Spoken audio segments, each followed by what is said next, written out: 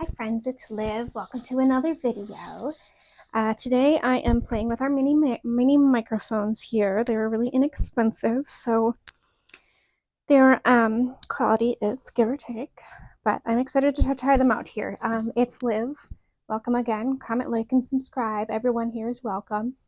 It's 2024 now, so I thought I'd bring together a few books that I'm excited about reading this year. It's sort of a mini haul type situation. I have Premium Iceland Pure Spring Water, pH 8.88, 100% satisfaction guaranteed. Nice brand. And I put dandelion tea in it. So that's what we're sipping on right now. Highly recommend you grab a beverage or a snack and, put me on in the background or do whatever you do. Spilled already. So, first thing I want to show you is, first thing of the mini haul is I want to show you what I got at a recent trip to a place called the Wild Rumpus. It is a children's bookstore out of Linden Hills in Minneapolis. It's one of my favorite places of all time. So first thing, they have an adult section as well, but it's mostly for children. It's based off of Where the Wild Things Are, that children's book. So the Wild Rumpus, they have all kinds of animals and things in the store itself. They had a chicken at one point that was recently relocated. They've got cats you can read to. It's really, really a sweet and welcoming place filled with wonder. So I have a friend who works there right now, and I had to go and visit him. Check it out, babes. It's just scrumptious. Big, freaking huge toad. So here's their information there. I almost like this side better. Can't decide which side I like better. So cute. So anyway, if you show up with the tote, you get a discount. So I've been meaning to buy it for a long time here. So inside of this, I only bought a few things that day because I'm used to buying at discount stores. Not that they are overpriced. That's not what I mean at all. So first thing is their, how cute is this? So this is with their staff recommendations. Let's see who has what. Let's find one for my friend. Okay. Okay, I'm sure all these people are really wonderful. Okay. This one is from my friend Bo. Okay, shout out to you, Bo. Their recommendation is called Brooms. It's a young adult graphic novel by Jasmine Walls, illustrated by Tio Duval, Levine Carrido. Hearing this graphic novel described as practical magic meets Fast and Furious was an instant seller for me, but this historical fiction meets fantasy story is so much more than that. With a whole coven's worth of lovable characters, this book takes some of the most underrepresented communities in history and shows them casting magic spells while competing in illegal broom races. I can't think of many things cooler than that, says Bo. And you know what? I'm going to have to agree with him, not just because he's my friend, but that sounds really, really fun. And if you are a grown-up and you think you're too good for young adult books, sure, it might not be your genre, but I'm going to say you're missing out on a lot of really good content. In fact, a lot of the quote-unquote classics that I and others are into might surprise you that they also can fit into young adult sections there. So anyhow, super cute little booklet. I'm obviously going to put it on my coffee table as if I have one. Adorable. Okay, what else do I have? My cutie little bag. Oh, I know. Okay, I got two of these. I'm a bumper sticker girly of the I Break for independent bookstores. Love it. And I got one for myself and one for my uncle, who also works at a bookstore. just got a new car, so I think I might put magnets on the back of these and not put stickers on yet. I don't know. But that's too fun to miss out on. I mean, really. I was in the shopping mood anyway. I was going to get more stickers like this, people. The very last item in here, because obviously I bought the tote at the same time, but also the tote is like hardy. It's like heavy duty. Brand from Port Authority. 100% cotton. Yeah.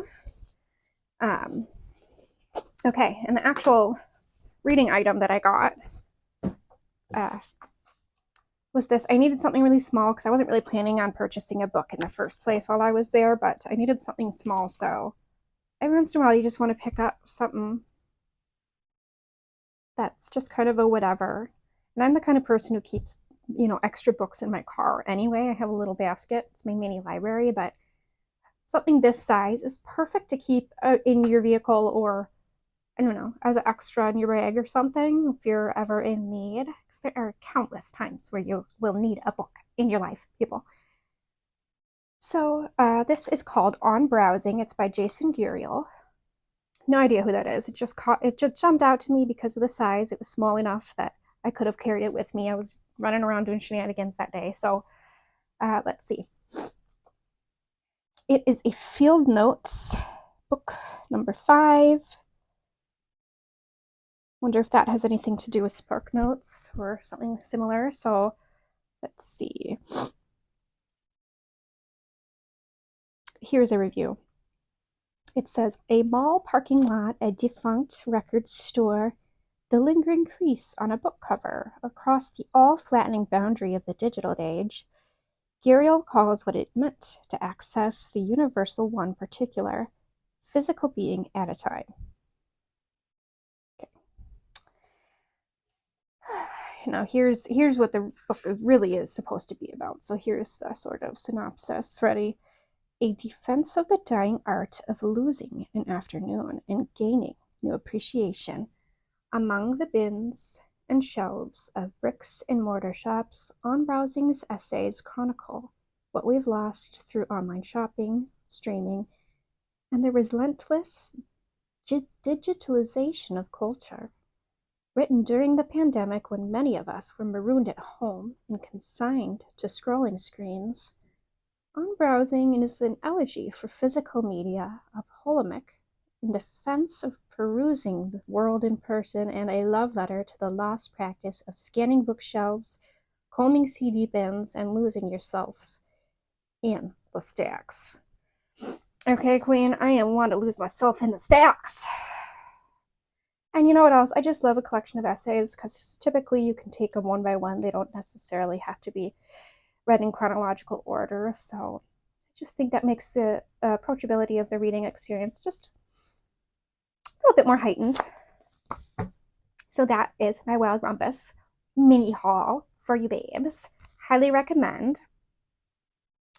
And let me show you here in a second.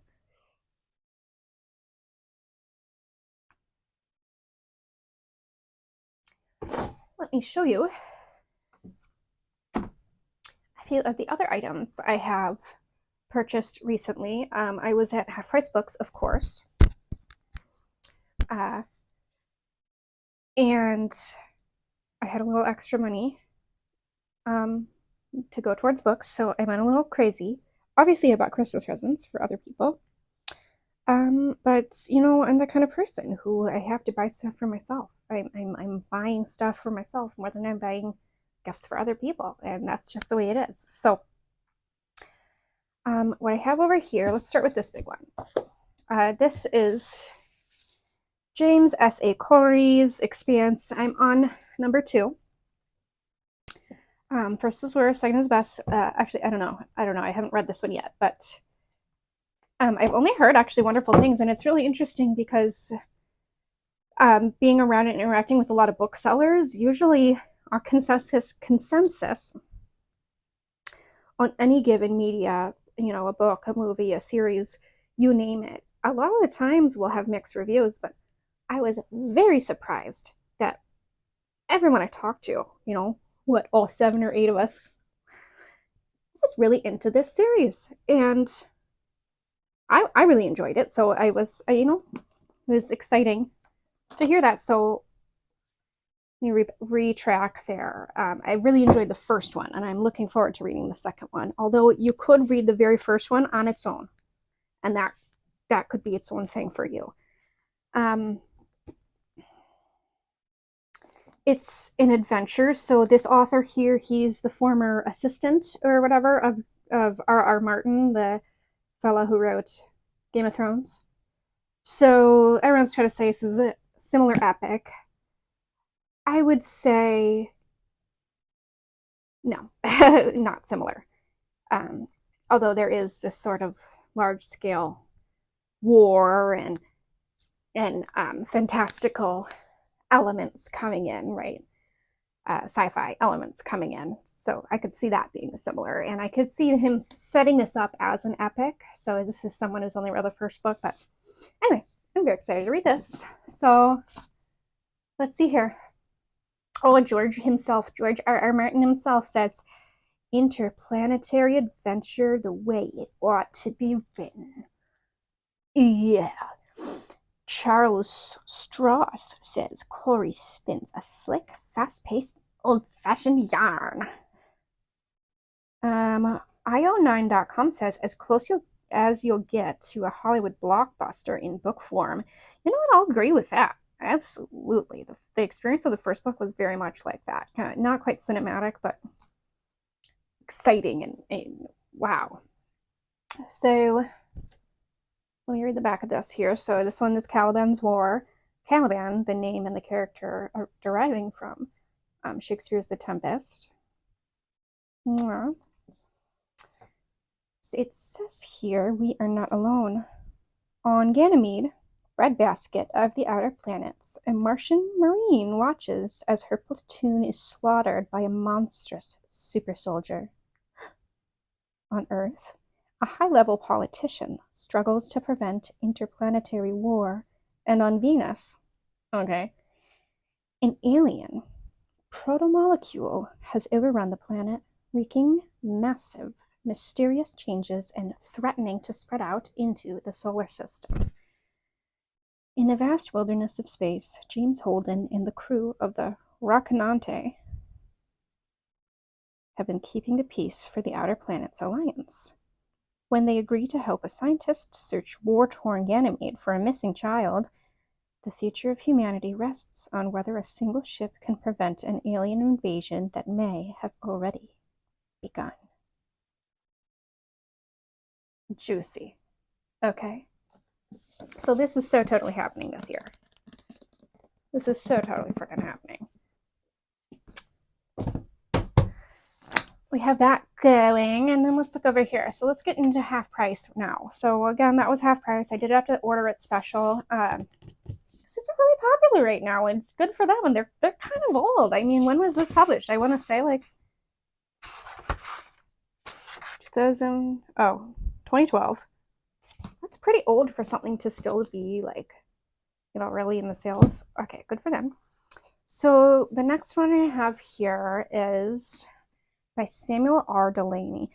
And I wish I would have researched a little bit before going into this. This is a note to myself, because from what I understand, Delaney is a classic trailblazer in the sci-fi realm. Like, he was one of the people who very first basically invented science fiction way back in the day. When was this published? Okay, published in 74. So let's see if it says anything about him. He is a 4-time Nebula Award winner, of course. Anyhow, Samuel R. Delaney was born in New York City on April 1st, 1942. He grew up in New York's Harlem district and attended the Bronx High School of Science. At City College, he served as poetry editor of the magazine Prometheus. Bleep, bleep, blap, bloop, blip, bleep, blue. He worked on a shrimp boat and was a folk singer. 4 times, blah, blah, blah. His wife is a poet. blah, blah, blah. So that gave me no interesting information about him except for that shrimp boat. I mean, who doesn't love a shrimp boat? But I believe he had been publishing under pseudonyms because he is a black man. So I believe there was some really interesting history as for this author himself and for sci-fi itself. So this I had happened to pick up. It was $4.99. And it's called Dahlgren. Dahlgren. Uh, my friend who sold it to me said, it's not going to be an immediate grabber. It's going to be more of a slow burn. So just keep that in mind. It's not one of those quickie, pulpy kind of things nowadays. This should be interesting. So the premise of this is the sun has grown deadly. The world has gone mad. Society has perished. Savagery rules over all. All that was known is over. All that was familiar is strange and terrible. Today and yesterday collide with tomorrow. In these dying days of Earth, a young drifter enters the city. Girl, anyone else read sci-fi and you're like, that is way too freaking real, dude. Because all that's way too real. Anybody else be like, are we living in the apocalypse? So that's happening. I have a bookmark in here from Birch Bark Books. That's another local bookstore I highly recommend. If you have never gone there, it's Indigenous owned and fabulous. Really cute inside. Okay. Samuel R. Delaney. Love you. Okay, let's get back into this immediately because you know what I realized? I thought this was all Herman Hesse, which I believe is how his name is pronounced because my sister was a German major for a bit. Mother lovers, so she told me it's Herman Hesse. Fight me. I thought this was all Hesse, but then I realized I also have a James Joyce in here. Let's see. Whoa.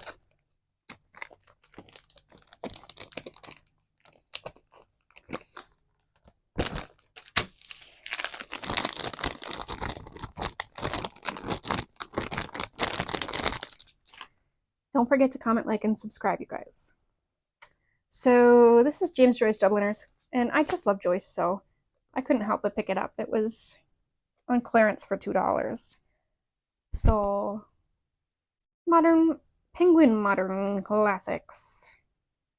Yeah, I just love just copies like this, though. I love paperbacks these days. I'm really, really filtering out my hardcovers so I can fit more. And I'm just trying to be chill with it all. I don't want to.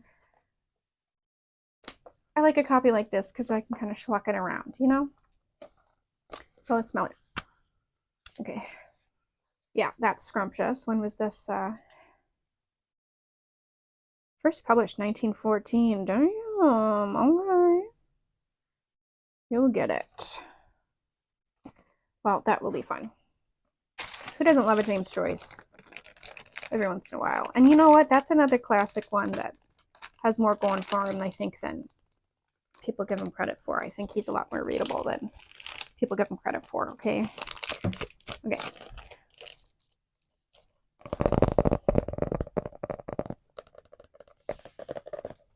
Cute. Cute. We love it.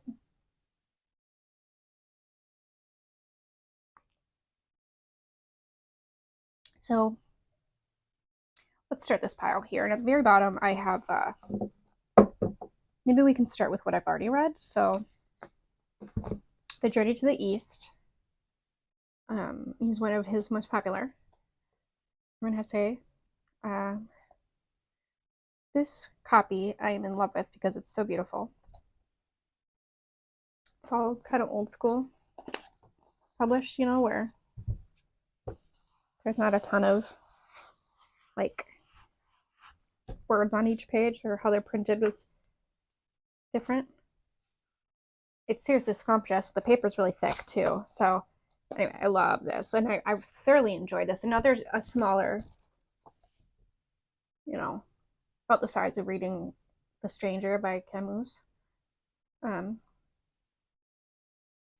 this was the first one that I had read by him because Actually, I was still working at the bookstore at the time when I purchased this, so it was so much easier for me to collect this material because I'm really into the classics, quote unquote classics, because so much of the time when I've, you know, picked one up, I've found it really worth the time and the effort. Because sometimes every once in a while, a classic is harder to read than a contemporary, like I said, pulpy, quick one. Um, so I read this recently, literature. Uh, so this got me into women. I really enjoyed it, and then I got a copy of this, and from a little free library up north while I was in Grand Marais, Summer and Babies. Life changing, life changing. I just so happened to be going through a lot of spiritual um, and emotional changes at the time, so this book found me at the perfect time. And I kind of think no matter what religion you're into, I think this has some really important knowledge in it for being a person. This was $1, so I had to get a couple copies. I got myself one. This is one I'll keep for myself because my other copy's all munched up. But yeah, it's something that again, it's small, it's easy to digest. You can take it bit by bit. I mean, when I finished it, it was the kind of book I wanted to start reading again immediately. And I've heard from countless people that this book really was good for them. They like this a lot. So let's read about it a little. It's called Siddhartha by Herman Hesse. It says his most famous novel probably is. Okay. The true profession of man is to find his way to himself. In the novel Siddhartha, a young man leaves his family for a contemplative life. Then, restless, discards it for one of the flesh. He conceives a son, but bored and sickened by lust and greed, moves on again. Near despair, Siddhartha comes to a river where he hears a unique sound. This sound signals the true beginning of his life, the beginning of suffering, rejection, peace, and finally, wisdom. Siddhartha is a shimmering, iridescent tale of spiritual quest. It is a Nobel Prize winner, Herman Hesse's most famous and influential book. It's definitely a spiritual quest. I don't know if I would say it's shimmering or iridescent. I think it's profound and gritty, some of it. Scrumptious. So out of the Hesses, these are the two I've already read so far. My babes. And here's my stack of essays that happen to be on sale. Each of them were $8, so Mama was like, yo, I'm gonna buy them all. Duh. 2024, we're gonna read a lot of Herman Hesse. So let's just go, we'll start with this stuff. Why don't we take all the stickers off too, babes? James Joyce Dubliners.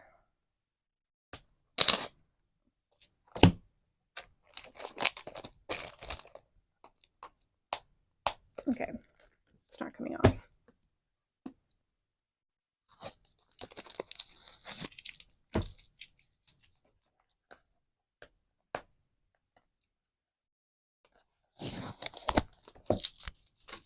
All right, we'll do it as we go. So this one is called Demian.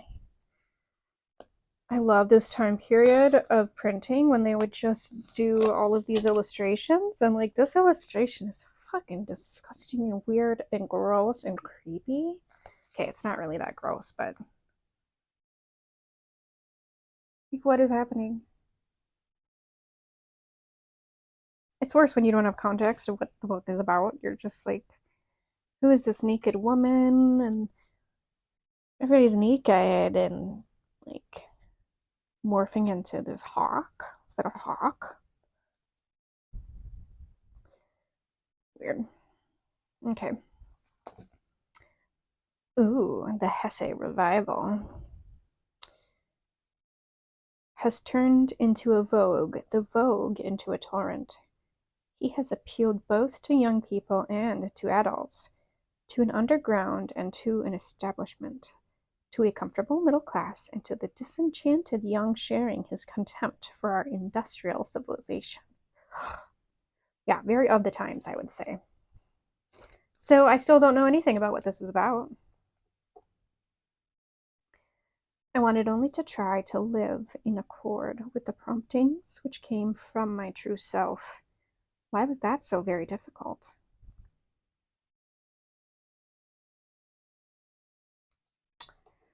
Okay. Introduction by Thomas Mann. Blah, blah, blah. Yeah. Still, I have no idea what it's about, but I guess it has something to do with, modernizing and modern culture, modernity, sort of with the big M. Disenchantment, finding your true self. Demian.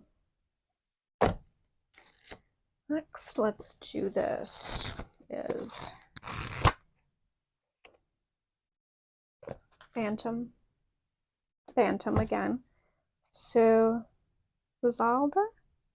Rosheld. Rosalda. Ooh, okay. This is more of a description, folks. So, Herman Hesse's semi-autobiographical fourth novel, originally published in 1914, shortly after he had returned from the East, has only recently appeared in English. Rosalde tells the story of a world-famous painter, Johann Verguth, and of the process of self-discovery that ultimately permits him to break loose and seek an authentic life in India. All the white boys going to India at this time. Despite an empty marriage, the painter's love for his son imprisons him within the walls of his idyllic estate, Rosalde. Tragedy finally liberates him, and he sets off for the East, where he hopes a new atmosphere, pure and free from guilt and suffering, will envelop him.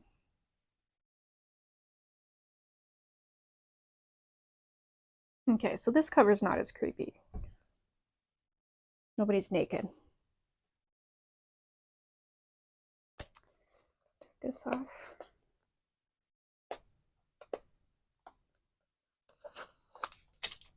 Let's see. Published 1960. Nope. 1914. Isn't that what it said anyway? Oh, I did say that on the back anyhow. Wow. Interesting. Okay, we've got Demian. Obviously, this came first. No. Okay. See, in my head, this is probably would have been his most famous to me, Steppenwolf, because I feel like I've heard that way more. I mean, I was in theater and things, and everybody loves Steppenwolf if you're in fucking theater. Excuse my French, but I spend a lot of time with theater people. They're some of the most annoying fucking people on the planet. If you're a theater person, you already fucking know that. Okay. Yeah, see, they're saying that this was his most famous, but I would say Steppenwolf is. Okay. In his heart, he was not a man, but something of the Steppes, the world-famous novel of a man's struggle towards liberation. Struggle. Herman Hesse is all about struggling. Okay, so nobody's naked, but there is flesh showing in this. So kind of creepy because that's obviously a wolfy guy. Okay, wolf guy. Naked. Somewhat naked. Okay. Steppenwolf is Herman Hesse's best-known work, a profoundly memorable and affecting novel of a man who tries desperately to come into touch with and develop his animal nature. It is a gripping and fascinating story and a savage indictment of bourgeoisie society.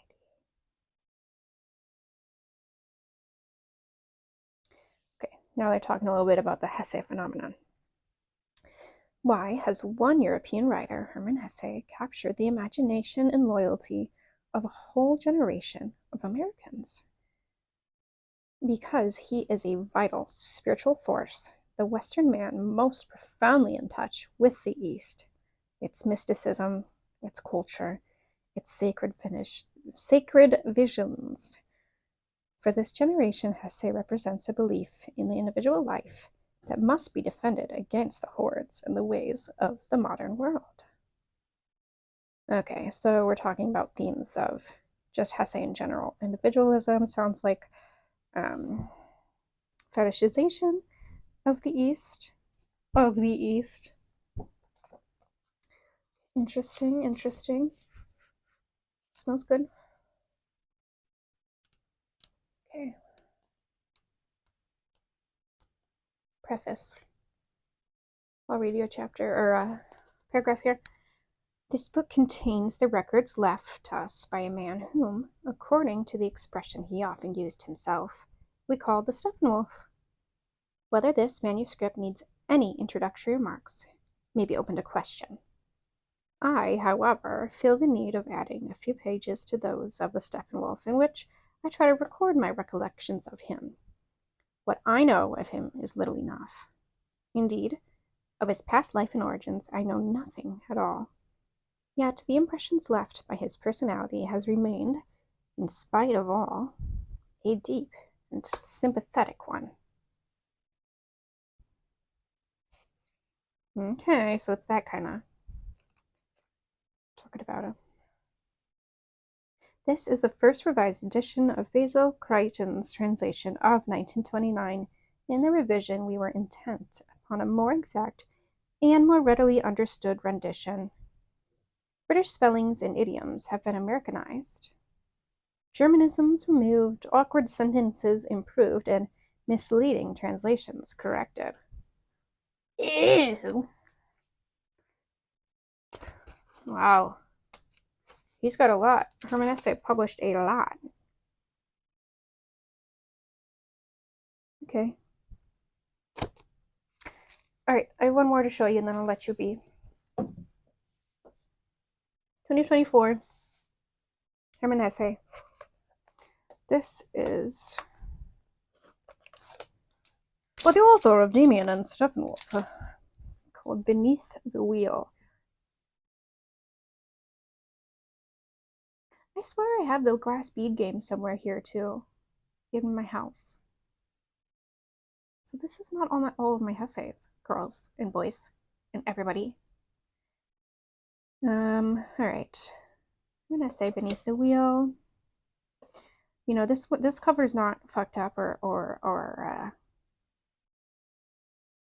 you know, creepy. There's no nudity, but it is a little ominous, right? There's the close up. Beneath the Wheel.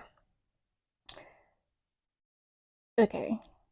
Herman Hesse's spiritual autobiography, Beneath the Wheel, is a touchstone in the Nobel Prize-winning author's lifelong examination of the conflict between self-affirmation and self-destruction.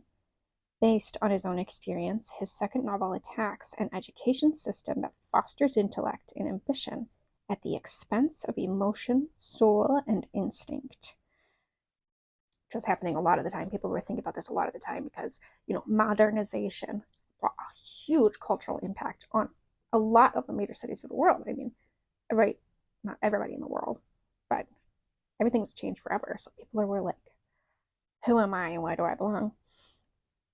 Beneath the Wheel tells with compassion and tenderness a story that is true for our own age, with all the poetic and lyrical qualities that have made Hesse an outstanding literary figure of the 20th century. It is the key to all his later works. So, when was this published?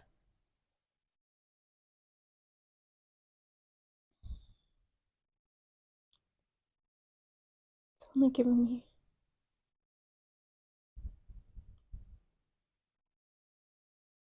This translation is from 1968. Not one word has been omitted. Translated from German. Oh, originally published in 1906. So this was before he published a bunch of other of his more famous things. Interesting. I wonder if it's in first person?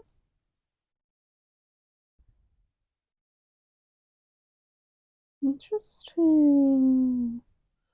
Here, I'll read you the first paragraph here. Chapter 1. Herr Joseph Jim Geibenhoff, jobber and middleman, possessed no laudable or peculiar traits distinguishing him from his fellow townsmen. Like the majority, he was endowed with a sturdy and healthy body, a knack for business, and an unabashed, heartfelt veneration of money, not to mention a small house and a garden, a family plot in the cemetery, a more or less enlightened if threadbare attachment to the church, an appropriate respect for God and the authorities, and blind submission to the inflexible laws of bourgeois respectability. Though no teetotaler, he never drank to excess, though engaged in more than one questionable deal, he never transgressed the limits of what was legally permitted. He despised those poorer than himself as have-nots, and those wealthier as show-offs. He belonged to the Chamber of Commerce, and every Friday went bowling at the Eagle. He smoked only cheap cigars, reserving a better brand for after dinner and Sundays. Herman Hesse, Beneath the Wheel. I'll let you guys go now, but thank you for watching. Comment, liking, and subscribing here. Let me know if you'd like me to do a longer read with me where I'm actually reading to you. I'd be happy to oblige. Happy New Year, and everyone be well.